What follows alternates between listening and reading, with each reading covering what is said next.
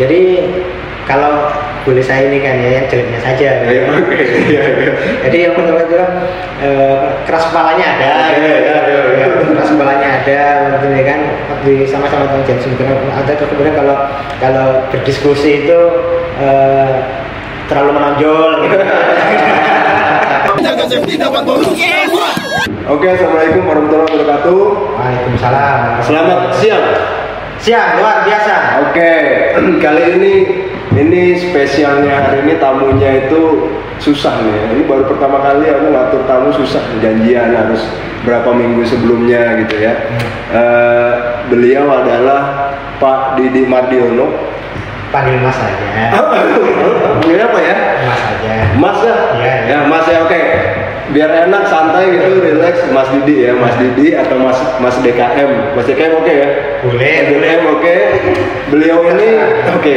Beliau itu sekarang menduduki posisi sebagai general manager ya, kira-kira general manager di suatu business improvement, kira-kira begitu ya, Mas ya kan? Nah, jadi dan pengalamannya bekerja di perusahaan tambang ini udah berapa tahun Mas kira-kira? 20 tahun. 20 tahun ya. 20 tahun itu udah nggak terasa kan? Pengalaman di dunia tambang sudah 20 tahun, mengawali dari mining engineer dulu kan, dari mining engineer sampai 20 tahun berikutnya sekarang sudah menduduki posisi general manager gitu ya. Termasuk prestasi yang muda. Saya pikir bukan suatu prestasi ya, itu suatu lompatan saja, suatu lompatan karir lah gitu. Oke. Tapi gimana Mas Didi melihat ya karirnya Mas Didi lah selama 20 tahun ini, itu ya suatu pencapaian yang bagus atau bisa dicontoh mungkin ya sebagai inspirasi, atau ya itu hanya perjalanan karir yang normal. Aku sih ngeliatnya enggak Mas. Gimana Mas? Ya mungkin kalau dari sisi saya pribadi itu suatu ya perjalanan karir yang menurut saya sih normal-normal saja bagi saya, karena memang saya menjalani suatu pekerjaan ini kan dengan sebaik mungkin, itu yang saya coba. Okay. Tapi kalau mungkin Iwan atau siapa yang melihat itu suatu hal yang lain, ya mungkin saja gitu. Tapi saya pikir setiap jenjang pekerjaan yang sudah saya lewati itu memang saya lakukan dengan sebaik mungkin. Saya mengawalinya di tahun 2001 itu sebagai mining engineer. Oke, 2001 mining engineer. Terus kemudian 2006 itu chief superintendent menjadi 4 tahun aja Mas. 4 tahun mining engineer, 5 tahun ya. 5 tahun langsung 5 tahun langsung chief superintendent ya. Chief superintendent 5 tahun. Nggak sempat mencicipi yang namanya grade A. Oke. Itu lompatan juga sih, menurut saya lompatan juga tuh Mas. Gimana Mas? Kok bisa lah dari mining engineer tanpa melewati, biasanya kan ada senior mining engineer gitu kan, langsung chief superintendent. Nah itu gimana Mas ceritanya Mas? Jadi pada saat saya di tahun ketiga itu saya diberi kesempatan oleh atasan saya, Bang Hido, boleh saya sebut ya. Oke, nggak apa-apa kan, nama juga apa-apa. Bang Hido, waktu itu ditawarin, Didik mau rotasi kemana? Mau operation atau ke blasting? Oke, bedanya operation atau blasting? Awalnya saya tertarik ke blasting, Bang. Oke. Blasting, kenapa? Waktu saya kuliah itu sudah ngambil kursus juru ledak. Juru ledak itu memang yang namanya mahasiswa zaman dulu ya. Dan itu kan suatu hal yang sangat menarik gitu. Itu saya kursus itu modal utang ya. Utang? Minjem duit ya? Minjem duit 500.000 sama temen? Enggak. Jadi sama ada Mas omnya teman saya, teman SMA, punya om di Palembang. Jadi sama-sama orang Jawa Timur lah gitu kan. Gitu kan. Saya kenal itu, kemudian saya nekat saya nama orang ini ya Jawa Timur gitu, saya monek gitu kan, minta izin gitu kan. Sudah kenal udah minta izin, mau pinjam uang. Untuk apa? Saya mau kursus om gitu. Juru ledak 500.000. Kursusnya di mana? Di Bandung. Di Bandung. Oh di Bandung, ya udah. Udah di Bandung, kebetulan juga akhirnya kebetulan juga man, dari kursus di Bandung, tinggalnya itu di tempatnya omnya itu juga. Dia punya rumah. Punya rumah di Bandung. Jadi kursus 500.000 itu. Jadi blasting waktu itu memang sesuatu yang sangat apa ya? Ya salah satu yang mau saya capai juga gitu kan. Ingin menjadi spesialis blasting. Spesialis blasting waktu itu ingin spesialis blasting. Oke. Terus jadi pilihannya ke blasting atau compression. Nah pada situ saya memilih blasting. Kenapa nih? Saya dulu pernah blasting gitu, blasting. Saya mau coba. Tapi sudah ada ya namanya salah satu senior engineer yang mau ke blasting juga, gimana? Udah nggak apa-apa. Saya ngalah aja, saya compression. Jadi saya akhirnya compression lah. Akhirnya harusnya mau ke blasting, tapi karena sudah ada ngisi, akhirnya udah milih ke compression. Ngisi, cuman kan gini apa namanya? Ada yang minta juga senior saya gitu kan, ke blasting, gitu kan, minta ke blasting. Ya udah terserah kamu aja kalau memang gitu yang penting harus bisa rotasi belajar gitu ke tempat lain. Kalau 3 tahun itu di short-term terus ya short-term terus operation kan ya short-term. Jadi ya tapi interaksi dengan blasting kan tetap kan teman ingin memperdalam kan. Terus kemudian karena kesempatan ke blasting belum tertanggung saat itu, saya compression itu setahun lebih. Jadi ya setahun lebih itu di operation. Jadi saya dikasih kesempatan menangani pit kecil namanya pit kutu kambing. Kutu kambing. Tapi itu berarti masuk operation itu kan sebagai supervisor gitu. Supervisor bagi manajemen lah kan kayak gitu. Kayak yang sekarang kan manajemen gitu kan. Setelah setahun lebih, terus kemudian ditarik kembali, diminta untuk ngisi di Mitem. Sempat kembali ke Mitem. Mitem berapa bulan saja sih, berapa bulan terus kemudian waktu itu ada posisi ini apa namanya senior engineer planning tapi harus melamar. Senior. Harus melamar. Saya coba melamar karena waktu itu di mode kalau mau nunggu belum ada kan melamar. Dulu belum ada kesempatan. Jadi kalau nanti vakansi belum ada, otomatis juga belum ada. Senior dulu. Yang ada di main planning. Kita coba melamar, saya coba melamar kan. Terus kemudian ada posisi shift superintendent di Bintan. Di Bintan. Vakan berarti. Vakan. Tapi nggak lama. Gitu. Karena nggak lama. Jadi lagi kita itu sebenarnya ada telepon kan. Ada telepon. Nah, dari orang Bintan. Posisinya manajemen Bintan gitu. Ngomong nanya mengenai pekerjaan, kamu nggak melamar, posisi SK2, gitu, shift superintendent.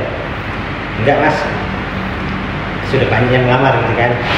Kamu coba melamar, terus kemudian karena saya mau fokus, karena ada 2 yang mau saya fokus lah. Jadi yang akhirnya karena biasa saya ingin fokus ke salah satu, ini akhirnya yang lamaran untuk senior engineer, saya mengundurkan diri. Saya mengundurkan diri. Jadi fokus yang shift superintendent. Fokus itu. Jadi fokus itu.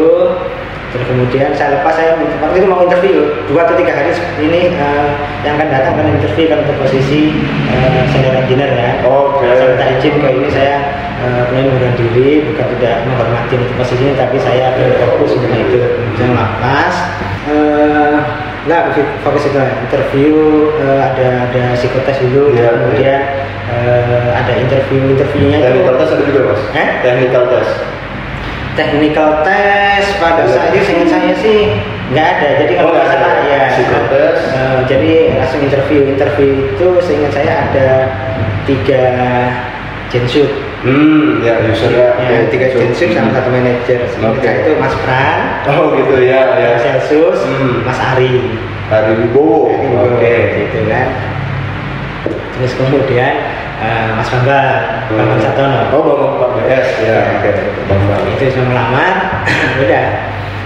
Tapi yang menarik gini man, lagi-lagi ya pas pada saat saya interview diantar oleh supervisornya di PIT. Ya saya diantar waktu dari Hatar saya diantar ini. Diantar. Biar saya nganter, biar saya juga yang rekomendasikan. Iya. Zaman dulu ada rekomendasi dari nggak ada juga. Jadi saya mau mengangkat kan namanya dulu engineer ya, apalagi masih engineer manajer biasa gitu ya. Nggak punya pegangan kan. Oh iya. Cari mobil lapangan kan gitu. Mau menuju ke untuk interview nggak ada mobil, kemudian nyari pinjaman kan, ada mobil parkir gitu kan, bisa pinjam nggak? Aku panggilnya itu Pak, gitu. Nggak boleh saya sebutin kan, Pak ini nama-nama. Mau kemana? Ini mau interview ini, kan? Interviewnya apa? Shift superintendent. Biar saya ngantar. Ini supervisor ini. Nanti saya antar. Mau interview sama siapa? Sama siapa? Oh ya. Nanti sebelum interview biar saya yang ngomong. Boleh lah. Penting. Oke. Di situ sebelum interview ini yang bersangkutan yang ngantar saya duluan masuk ke ruang. Oh benar-benar masuk ya? Iya, masuk ke situ. Jadi ada semacam ya pembelajaran lah ya menurut saya. Iya. Helping others itu sangat penting. Helping others. Iya. Oke. Itu gimana tuh Mas kira-kira tuh apa sih bisa dibalik itu? Jadi kayak gini. Jadi itu memang yang sering saya temukan mungkin ke adik-adik mining engineer waktu mungkin Iwan sama saya berinteraksi gitu kan. Iya. Jangan abaikan orang-orang di sekitarmu. Selama kamu masih mampu untuk membantu, meskipun kamu dalam konteksnya bukan pekerjaanmu, coba kamu lakukan, itu akan menjadi suatu advantage. Jadi pada saat saya di present di mana di salah satu pit, terus kemudian ada pit lain butuh alat. Bayangkan antar departemen ini Pak. Biasa gapnya lumayan antar ini jauh ya antar departemen. Jadi yang pinjam waktu itu bukan jenjutnya tapi Oscar 2-nya departemen yang lain ya. Superintendent lain kan. Mau pinjam alat, kekurangan alat doser. Oke, berapa lama gitu kan? Sekian, kita tak kasih. Terus udah aku juga cari kesulitan tak kasih. Itu. Nah hal yang seperti itu ternyata menjadi suatu referensi memang. Itu satu. Jadi kemudian terhadap yang supervisor ini yang tadi itu sama juga. Jadi dia membawa ini ya juga sama cara menghitung kebutuhan alat lain itu. Sering ngajarin. Itu juga bukan supervisor secara langsung ya, tapi di departemen di satu departemen tapi pitnya beda. Waktu itu di Hatari kan ada beberapa pit kan. Seperti itu. Jadi itu yang jadi hal yang semacam itu yang memang ternyata itu sangat membantu. Terus yaitu setelah di shift superintendent, terus kemudian 2008 ke coal mining. Betul. Coal mining. Terus kemudian jadi kembali lagi ke Genjet operation di Hatari ya. Terus kemudian baru lagi-lagi perannya Bang Edo lagi, kamu perlu rotasi nggak? Keren. Jadi itu keren. Saya ke technical sebagai superintendent technical itu. Ya mungkin karakter yang di lapangan terbawalah ke technical.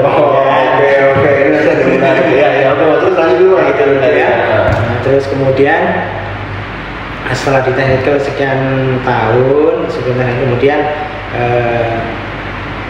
ke namanya senior spesialis improvement. Setelah itu baru kemudian ke manager strategic planning. Terus saya sempat strategic planning. Oh iya ya, di main planning itu Mas. Di main planning ya. Manager dulu ya. Itu 2017 kemudian ke Bintang. Manager Bintang, terus kemudian ya ke business improvement ini. Sekarang.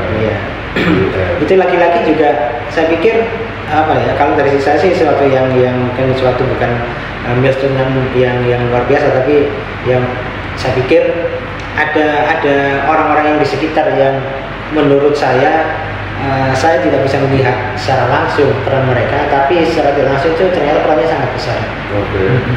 pertanyaan tadi karena memang saya biasa berinteraksi dengan orang gitu. Berinteraksi bukan hanya di mana di satu divisi itu saja, tapi lintas divisi itu saya coba untuk mengembangkan ya kalau bahasa dalam buku area influence influence ya. Ya. Tapi itu sebenarnya bukan harapan tapi keinginan ini ya. Saya pikir kalau area influence mungkin itu bahasa buku, tapi dari sisi pribadi saya ingin mengembangkan diri saya, pengembangan mulut saya itu sih sebenarnya yang saya inginkan gitu. Jadi dengan seiring dengan waktu banyak berinteraksi dengan orang itu akhirnya menjadi sesuatu yang positif lah kalau dalam konteksnya perjalanan karir seperti itu kan. Oke, mantap ya. Kayaknya 20 tahun udah acting GM dari awalnya main engineer tapi gimana? Saya nggak merasa kalau 20 tahun. Tapi nggak merasa ya. Banyak main bola tapi. Tapi Mas kalau boleh dibilang berarti waktu itu sebelumnya Mas Didi waktu sebagai managing engineer kan ya cukup singkat lah 5 tahun gitu kan.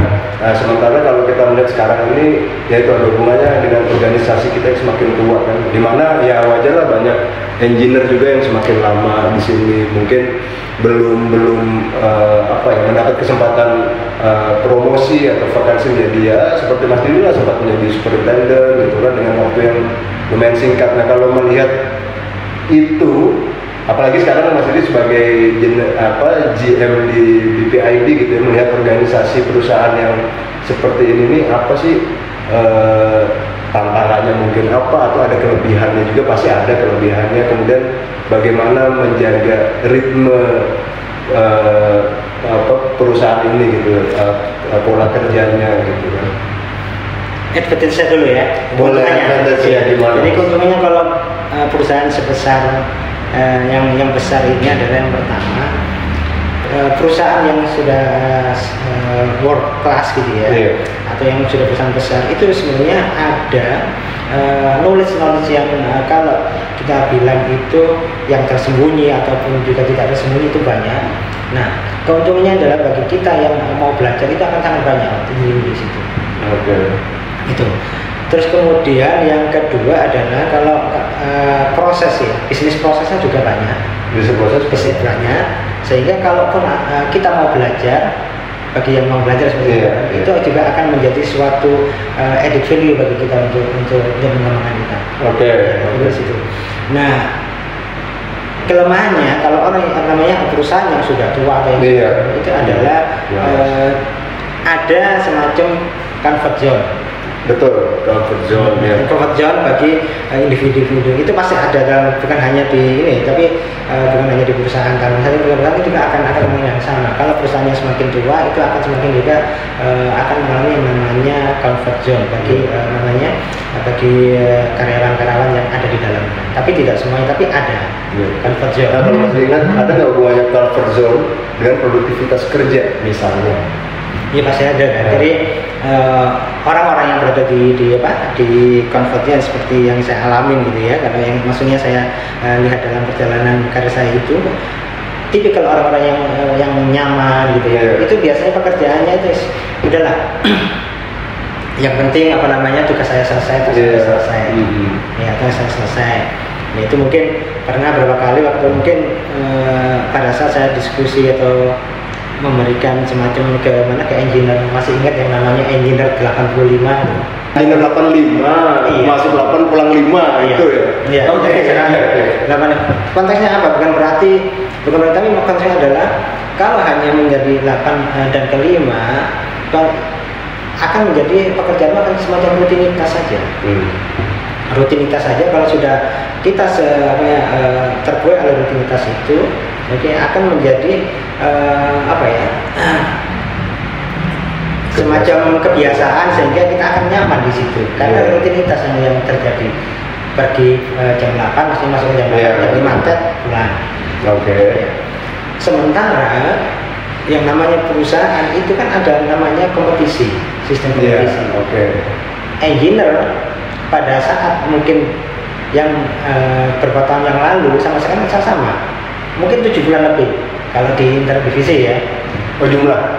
Oh iya kan? Kalau ditambah lintas divisi mungkin hampir 100. Iya betul. Jadi pertanyaannya adalah how you can compete. How you can compete. Iya, bagaimana kamu bisa berkompetisi dengan itu? Oke. Karena itu yang pernah saya alami juga, Pak. Tapi bukan berarti saya untuk mengajarkan, tapi ini untuk sharing ya. Yeah. Saya pada saat dari memang engineer, terus kemudian menjadi itu kan suatu mungkin ya itu yang mau saya tularkan juga. Jadi kita harus memberikan sesuatu yang lebih lah untuk perusahaan, gitu ya. Oke. Untuk perusahaan, terus kemudian untuk diri kita sendiri apa yang knowledge. Iya. Jadi kembangkan pengetahuan kamu sebanyak mungkin, itu yang harusnya. Kalau itu sudah banyak, terus kemudian kamu bisa memberikan kontribusi terhadap perusahaan yang bukan 8 dan 5 itu tadi, itu otomatis akan dengan sendirinya itu akan menjadi semacam apa ya namanya, semacam support. Iya, dia akan terbentuk lah ya dengan sendirinya. Gitu. Dia akan terbentuk dengan sendirinya akan terbentuk situ. Jadi kalau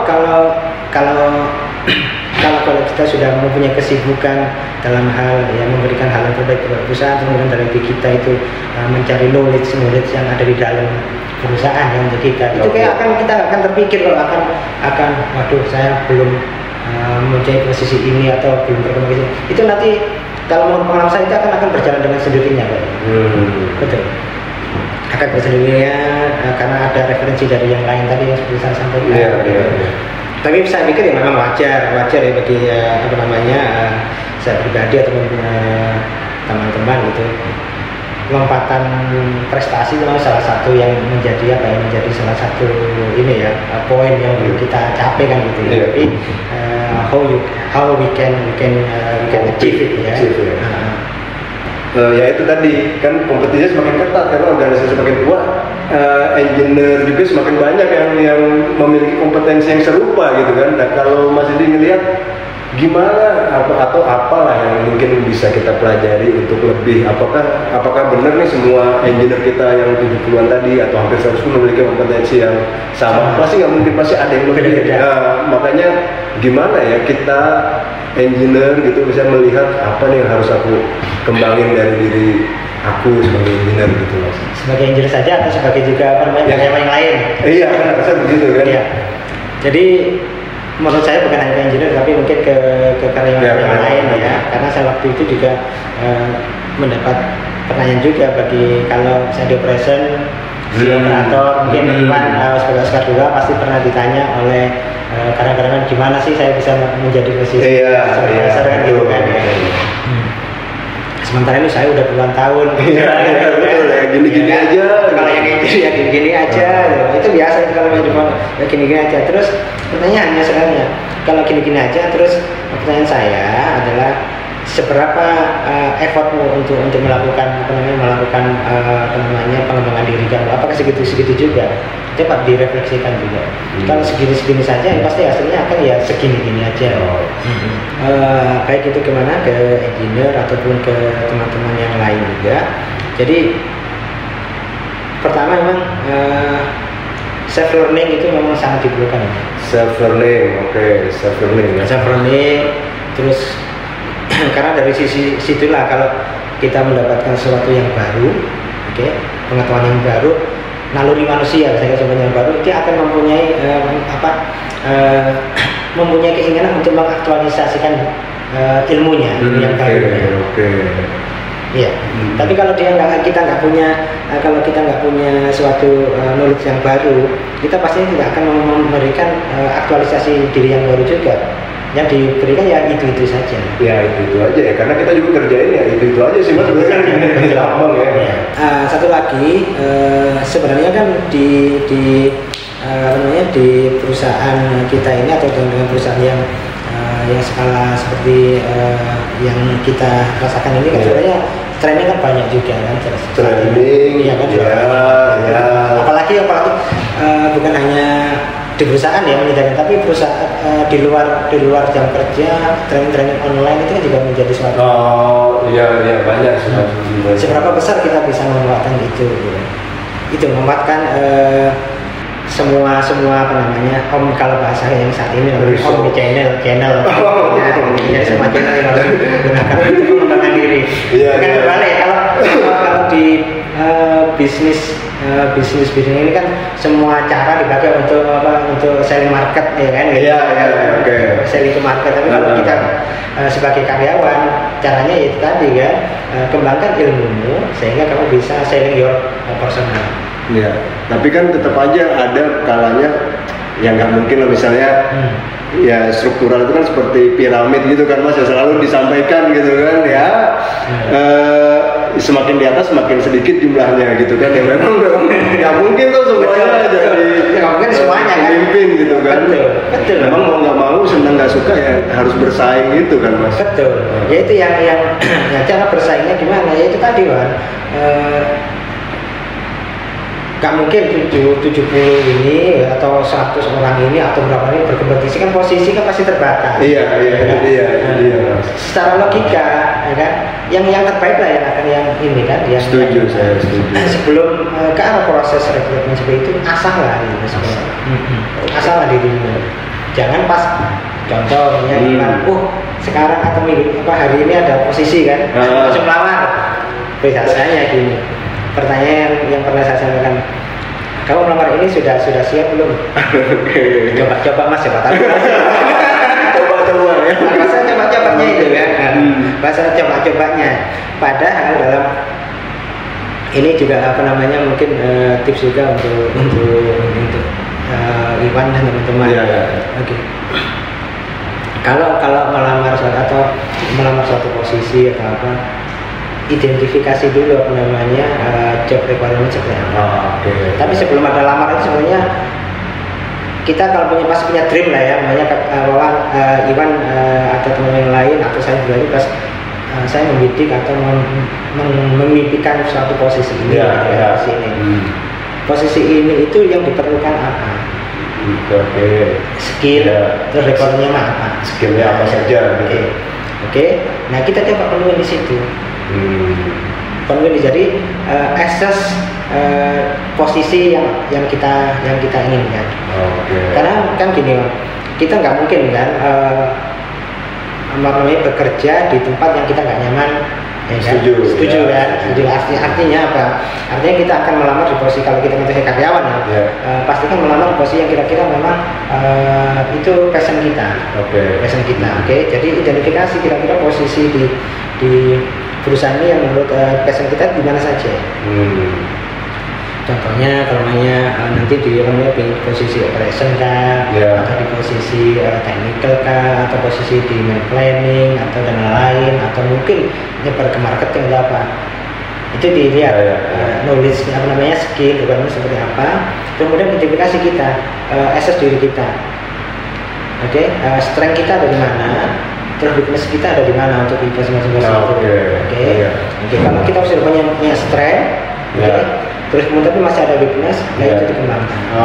Yang ditutupi atau diperbaiki ya weaknessnya. Ya kayak model-model SWOT lah gitu. Jadi SWOT itu kan biasanya kita larinya ke arah bisnis gitu bisnis atau mungkin ke arah pekerjaan kita. Tapi SWOT itu sudah bisa dipakai untuk diri kita. Self assessment kita ya. Strength weakness kita kalau strength weakness ke arah internal kita. Jadi itu dari semua juga bisa untuk kita coba di Oke Mas, aku dapat poinnya. Tapi kalau aku tanya Mas Didi nih pribadi, Mas Didi waktu misalnya mau melamar suatu vacant position, vakansi gitu ya, Mas Didi bikin tertulis self assessment atau dalam ini aja, imajinasi aja. 2015 saya pernah. 2015 jadi itu yang tertulis. Iya. Tertulis sama ini kan. Kira-kira di mana bagian saya ini kan. Strength saya. Itu kenapa saya punya bukan sebenarnya punya keinginan, itu gara-gara saya punya PR. Dari mana Mas? Kuliah. Iya. Itu kan ada namanya bisnis strategi, bisnis strategi. Itu salah satunya tentang itu kan apa namanya SWOT itu kan. SWOT analisis tadi ya. Itu kemudian saya coba tuliskan. Nah, itu yang pernah, tapi saya pikir dari situlah apa namanya kita akan tahu mapping kita posisi kita ada di bagian mana. Kalau kita kategorikan di kuadran itu kita di kuadran mana? Paling kanan dan paling atas atau ternyata paling kiri paling bawah? Iya. Paling kiri paling bawah tuh low impact. Iya. Nah, kalau kan pronunciasinya kan low effort. Iya kan? Low impact, low effort ya. Iya. Jadi kalau paling bawah artinya kan skill kita kurang. Tapi ini Mas, itu bisa nggak ya kita lakukan? Maksudnya gini kan, artinya kalau kita mengakses diri kita sendiri itu larinya subjektivitas kitanya ini kuat kan? Misalnya bisa aja aku tulis, wah ternyata aku centang semua nih, aku mempunyai skill leadershipku udah 10, terus kemudian komunikasiku udah 9. Nah bisa aja kan, misalnya kita overconfidence dengan diri kita sendiri. Nah, gimana Mas itu? Ada kemampuan analisaku udah 10 juga misalnya kan. Waktu masih ingat waktu pernah kita interview tentang jaring laba-laba Mas. Oke. Kan sebenarnya pembelajaran untuk kan waktu itu kan saya suruh untuk menilai dirinya sendiri. Oh iya.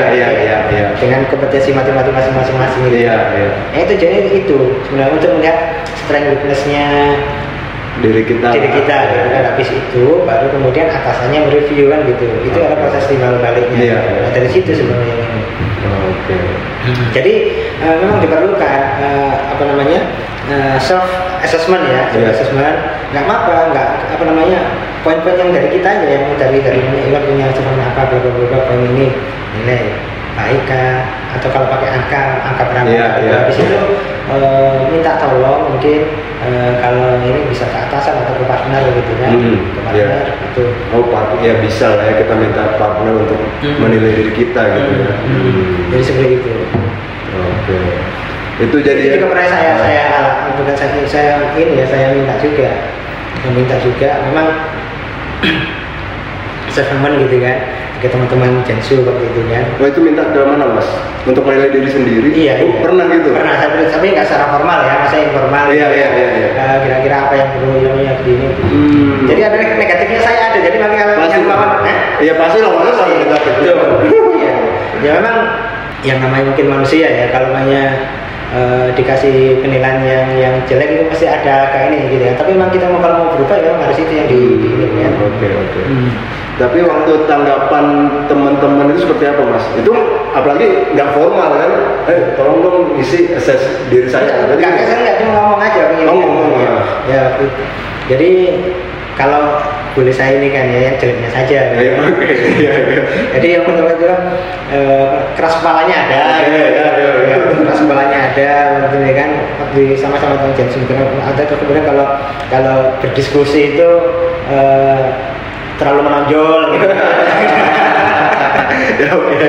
Menonjol sehingga yang lain itu mau ngasih kesempatan ini akhirnya tidak jadi kan sesuatu yang nah, jadi itu yang ini apa namanya yang ini salah satu cara untuk Oke, mantap ya.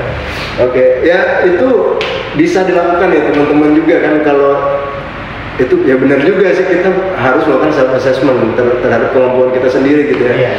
Berani kita meminta penilaian orang lain, harusnya berani juga lah supaya kita bisa lebih objektif mendapat penilaian tentang diri kita kan Mas. Berani sehingga kita bisa memperbaiki kekurangan kita gitu kan, atau kita tahu kelebihan kita asah lagi. Betul. Gitu Mas ya.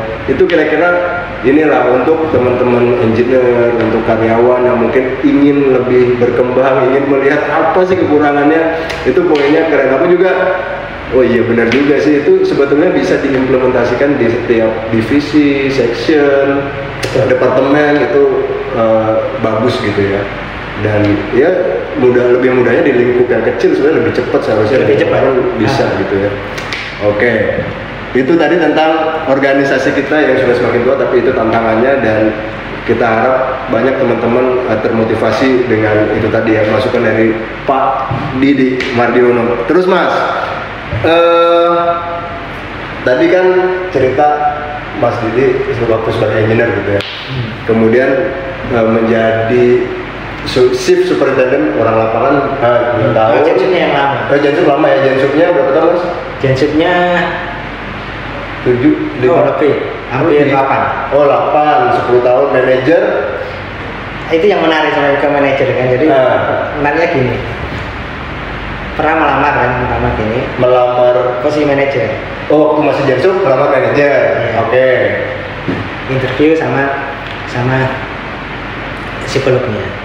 Oke, ya. Yang interview sama bilang yang interview psikolognya. Saya sampai merinding Pak mendengar diskusi interview sama orang saking apa namanya interaksinya terlalu antusiasme ini kan gitu kan. Nah, tapi yang menarik lagi dengan user yang ditanya umur. Umur berapa gitu. Terus ya namanya kita masih begini kan. Terus saya tanya, Pak, apa hubungan usia sama performance gitu kan? Tapi laki-laki terus kemudian oke lah, because this is my company, terus saya saya tetap akan loyal apapun keputusan dengan perusahaan. Meskipun keputusan mungkin itu cukup sulit bagi saya gitu menerima, tapi saya akan ya alasan itu aja. Iya. Sempat tapi habis itu enggak gini lah apa namanya ya, dalam logika saya gitu kan, logika saya mungkin belum pernah kan. Apa korelasi antara umur usia dengan performance? Seperti itu. Menarik. Nah, terus kalau ya berarti itu tersirat ya. Apa sih korelasi usia sama performance gitu kan? Istilahnya ya kalau saya nangkapnya Mas Didi yang merasa saya udah cukup kompeten dan mampu aja sebetulnya bersaing gitu kan, hanya umur mungkin belum masuk gitu kan. Tapi kayaknya kalau budayanya di perusahaannya sekarang apakah masih terbentuk seperti itu kan Mas, atau mungkin itu sisi yang harus diperbaiki mungkin gitu. Ya itu memang sesuatu yang memang perlu kita ini ya, perlu kita perbaikan. Itu saya pikir sudah mulai ini ya, mulai mengarah ke sana juga. Jadi performanya harus di ini ya, harus ditonjolkan dari sisi. Kalau kita ingin maju memang harus orang-orang yang punya high performance. Ya, setuju. Bukan the oldest. Bukan the oldest, ya, tapi higher performance. Betul. Okay. Secara logika gini, dalam ilmu matematika gitu ya, ilmu matematika. Dalam contohnya gini, Iwan bisa memberikan kalau dalam konteks mata uang gitu ya. Uang 1.000. Kayak investasi ini Mas. Ya, situ kan dalam konteks perusahaan juga harus nilai-nilai investasi ada Mas itu. Iwan bisa memberikan nilai 10%. Meskipun Iwan masih muda. Terus kemudian ada seseorang hanya bisa memberikan nilai 7%. Dengan nilai investment entah itu 1.000 atau 1 juta. Terus kemudian kalau kita misalnya dalam 5 tahun, 10 tahun dengan Iwan yang performanya 10% tadi, investment 10% tadi, in the end, performanya atau yang memberikan capital gain, yang memberikan gain itu pasti 10%. Betul. Nah itulah impact yang harus jadi. Artinya high performance employee itu sangat penting. Jadi itu memang harus kita ciptakan. Jadi kalau Iwan sekarang punya anggota gitu kan, kadang-kadang punya anggota, itu yang harus ini. Kita harus bisa menciptakan semacam kompetisi secara fair. Ya fairnya apa ya, itu tadi siapa yang memang performanya bagus ya itu memang harus layak, karena entah itu kita bekerja di perusahaan atau Iwan punya bisnis, itu akan sama konsepnya kan. Pasti kan yang high perform itu pasti akan membuat perusahaan itu akan semakin baik. Atau bisnis Iwan akan semakin baik. High performance ya. Yang terpenting high performance dulu dong ya. Umur belum tentu kan ya. Faktanya kan sekarang coba kita lihat nih di dunia ya mungkin di sekeliling kita lah, apalagi dengan dunia yang namanya sekarang dunia digital teknologi informal. Iya. Kaget-kaget tuh kalau belajar kan dengan orang muda dengan performa yang high perform seperti itu kan. High performance atau pinter market mas? Ini salah satu performa dalam market juga kan. Iya. Betul. Jadi konteksnya entah itu performa dalam konteksnya kalau juga luar ya, maksudnya analoginya ya. Itu entah itu pinter selling atau pinter memperbuat apa gitu kan. Kamu lihat sekarang, kita lihat lah sekarang kan. Yang ini kan yang performa banget atau yang punya yang agile gitu ya. Itu yang ini kan bukan yang apa ya, yang tadi yang saya bilang gitu. Gitu. Oke, setuju. Jadi, tapi sebenarnya kemampuan komunikasi, kemampuan market itu juga penting dong ya. Bagaimana kita bisa menjual diri kita, kan mas? Kalau pasti. Iya, penting ya mas. Menjual diri kita atau self branding itu penting ya mas. Di dunia pekerjaan lah gitu. Oke. Jadi kalau dalam konteks saya melihatnya gini. Entah itu kita bekerja di perusahaan ataupun bekerja di luar, sosial kompetensi itu sangat penting. Sosial kompetensi sosial itu artinya apa? Bagaimana kita bisa berinteraksi dengan orang kan? Oke. Entah itu nanti namanya itu kalau bahasa tadi personal branding atau apa, tapi isinya akan sama. Ada yang namanya sosial kompetensi itu sendiri. Contohnya communication skill. Oke. Ya, communication skill itu sangat penting. Kalau dalam konteksnya di perusahaan, kita sebagai karyawan, kita pinter gitu ya. Kita pinter ilmu apa kayak ilmu matematika apa, tapi nggak bisa mengubahkan ide. Itu akan kalah dengan orang atau pribadi atau individu yang punya kemampuan komunikasi, pengetahuan atau kemampuan komunikasi yang baik. Jadi idenya itu so-so gitu ya, bukan ide ya. Masih punya ide, idenya so-so, tapi ide ini masih baru lah gitu. Tapi dia mampu menerjemahkan dalam bentuk presentasi yang baik dan bisa mengkomunikasikan ke orang lain. Mana yang mau dipilih? Yang satunya, bekerja hanya di apa namanya, hanya sebagai individu saja, gitu. Idenya banyak tapi nggak bisa ngomong atau tidak bisa menuangkan idenya ke dalam suatu komunikasi. Itu bisa secara verbal, kemudian juga secara presentasi. Kira-kira Iwan akan milih yang mana? Ya pasti yang bisa dipahami kan. Kalau kita punya ide ribet rumit gitu tapi nggak bisa menyampaikan pikir ya nggak akan tersampaikan juga gitu. Betul. Itu yang sangat seperti yang bilang Ayu tadi, memang komunikasi dari personal branding ya. Branding kan misalnya komunikasi itu, tapi saya melihatnya saya ke sosial kompetensi itu memang sangat diperlukan. Entah itu yang namanya yang tadi personal branding, bagaimana kita bisa membranding diri kita, mas kita. Jadi memang itu sangat diperlukan. Terus kemudian lagi yang diperlukan yang sangat dengan konteks yang saat ini ya, kooperatif. Iya, saya pikir ilmu kooperatif itu bukan hanya yang sekarang, sebelumnya juga sama. Jadi kooperatif tetap kompetensi yang memang tidak akan rusak, itu tetap akan terjadi, tetap akan diperlukan. Harus kooperatif dengan orang. Kooperatif dengan tim juga. Contohnya mas, apakah selama ini ada kan mungkin tipe orang yang kurang kooperatif itu seperti apa sih di lapangan atau di pekerjaan gitu kan? Pasti ada lah, mungkin pasti ada, dan kooperatif kan banyak kan. Kooperatif contohnya dia akan defend terhadap ini kan pasti. Kita akan ketemu dengan difficult people. Pertanyaannya adalah apakah kita menjadi orang yang difficult people? Untuk bekerja sama dalam konteksnya mewujudkan visinya perusahaan. Difficult people kan artinya apa ya? Mungkin dia nggak mau dikasih. Salah satu difficult ya. Masukan. Iya. Tipikalnya kan kira-kira susah mau diajak ini depend dan lain kan. Jadi harus kooperatif. Jadi itu diperlukan dari konteks dalam sosial kompetensi ilmu yang berinteraksi dengan orang. Kalau itu bisa dipenuhi nanti kan akan dengan sendirinya kan personal brandingnya kita itu akan muncul.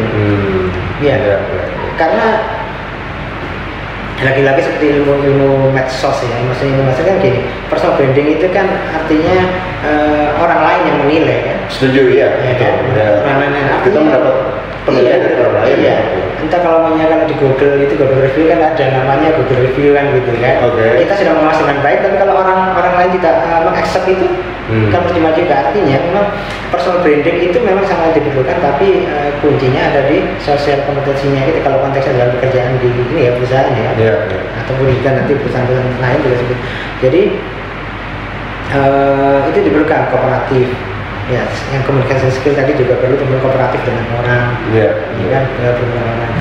Terus kemudian yang lain lagi adalah kolaborasi. Kolaborasi. Beberapa kali juga seperti yang pernah saya sampaikan juga dengan teman-teman ya, kolaborasi kalau konteksnya dalam kita bekerja itu artinya kan Iwan punya tim, terus kemudian di perusahaan pasti banyak tim, banyak section, banyak divisi. Jadi ego terhadap section atau timnya Iwan ya jangan terlalu kuat, pokoknya saya dulu. Tapi pada saat ada suatu project atau suatu pekerjaan yang membutuhkan kolaborasi dengan tim lain, itu kita harus mampu. Nah di situ nanti juga lagi-lagi nanti akan menjadi referensi dan akan menjadi brandingnya Iwan. Semakin banyak kita berkolaborasi dengan orang dalam konteksnya mencapai tujuan perusahaan tentunya ya, bukan tujuan pribadi kalau dalam konteks bekerja itu dengan sendiri akan menjadi personal brand kita semakin tinggi. Gitu. Jadi selain kemampuan teknis wajib pasti. Namanya kita engineer pasti teknis iya, skill kita menganalisa iya, tapi sosial kompetensi, komunikasi sama kolaborasi. Jadi gini, yang penting.